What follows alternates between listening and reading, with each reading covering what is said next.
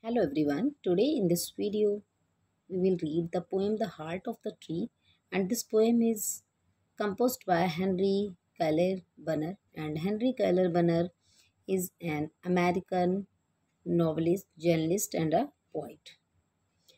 The poem describes the innumerable benefits of planting trees. As the title The Heart of the Tree suggests, the most important quality of the tree. Here, the poet claims that people who plant trees plan for future and for people they do not know. On another level, planting a tree is a symbolic act of goodness. Although this poem, written over a century ago, the poem is very relevant in an age where rapid and reckless development and urbanization are taking their toll on the environment. So now let's start the poem. And here are three stanzas in this poem, and each stanza starts with a question. And literally, this technique is known as hypophora or antipophora, where the general pattern followed in the poem that of the raising a question and then immediately providing an answer to that question. The poet begins each stanza of the poem with a question where what does he plant who plants a tree? The answer given each time delineates the importance of trees in different spheres of human life. This repetition of the same question at the beginning of each stanza is intentionally done to create curiosity or anxiety in the readers to know more about the poem. So now, first stanza, what does he plant who plants a tree? He plants a friend of sun and sky. He plants the flag of breeze free, the shaft of beauty towering high. In this very first stanza, or we can say the opening stanza, the poet poses a general question to the readers. According to him, planting a tree means more than what we mean by plantation as an activity. Then the poet goes on explaining the question, what does he plant who plants a tree? According to the poet, one who plants a tree plants a friend of sun and sky. The tree is suggested as a friend of sun and sky because one day it will grow tall and appear to reach the sky.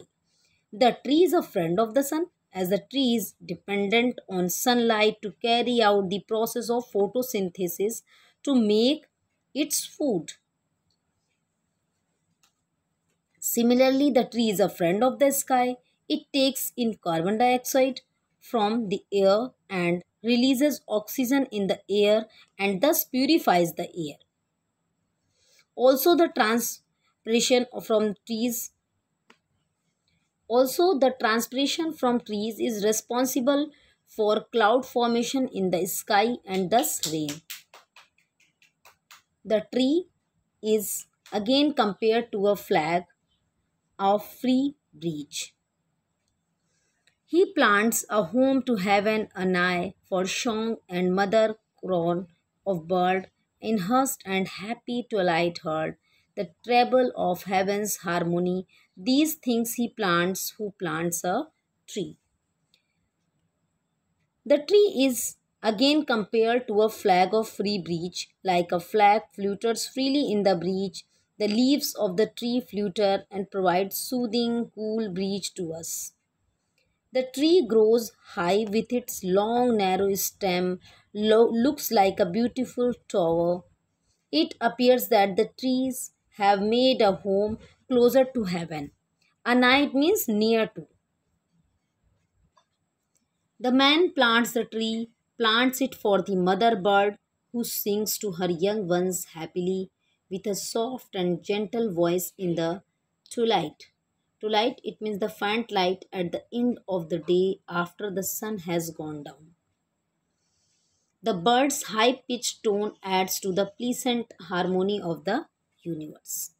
In this way, these things plants a man who plants a tree. Next stanza. What does he plant? Who plants a tree? He plants cool shade and tender rain and seed and bud of days to be and years that fade and flush again. Now, in the second stanza, the poet asks the same question again. Perhaps he wants to suggest more benefits of planting a tree. The plant, in course of time, will grow tall and provide cool shade and cause tender rain. It will bear seeds and buds for the future progeny. After many years, the old trees will wither away, and these seeds will grow into new trees, into a dense forest. He plants the glory of the plain. He plants the forest's heritage, the harvest of a coming age, the joy that unborn eyes shall see. These things he plants, who plants a tree. Since forests are our natural heritage, the one who plants trees helps in conserving natural heritage. This is symbolic of the process of birth, death, and regeneration. In this way, trees make the plains beautiful. The forest is inherited by the man who plants a tree. It will provide crops to the future generations. Surely, the upcoming generations will reap all the benefits of the trees that are being planted now. Now, third stanza. What does he plant who plants a tree? He plants in sap and leaf and wood, in love of home and loyalty, and forecast the thought of civic good. The poet asks the same question for the third time to create more interest in the readers. But in the final stanza, he becomes more philosophical. According to him, the man who plants the tree with a sense of loyalty. He loves his family and the entire universe. He is concerned about the future of the earth. He plants trees so that human beings can get food from the plants, sap, and leaves. Besides, he can get wood for his use. Even the poet thinks about the future of the society. What will happen to the world without plants? Therefore, the man who plants a tree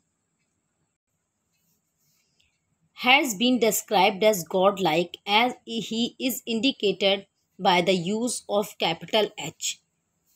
Here in the first line, his blessings on the neighborhood, who in the hollow of his hand holds all the growth of all our land.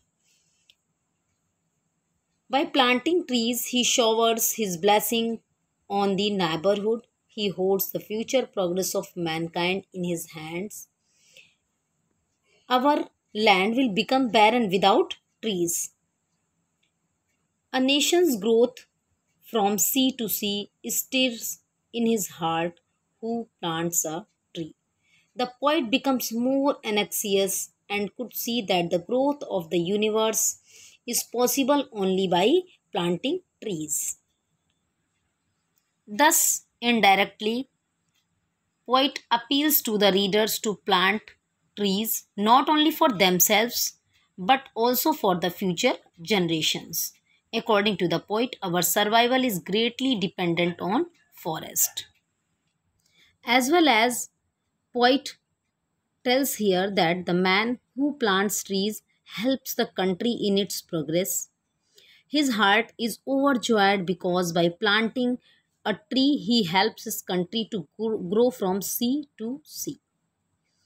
In this way, we have completed this poem, and I hope definitely you have well understand this poem. And so, if you like the explanation of this poem, so give the thumb of like, as well as if you are watching my videos first time, so please do subscribe and press the bell icon also. So thanks for watching, and we'll meet you soon again with Hindi explanation of this poem on this channel. So thanks for watching.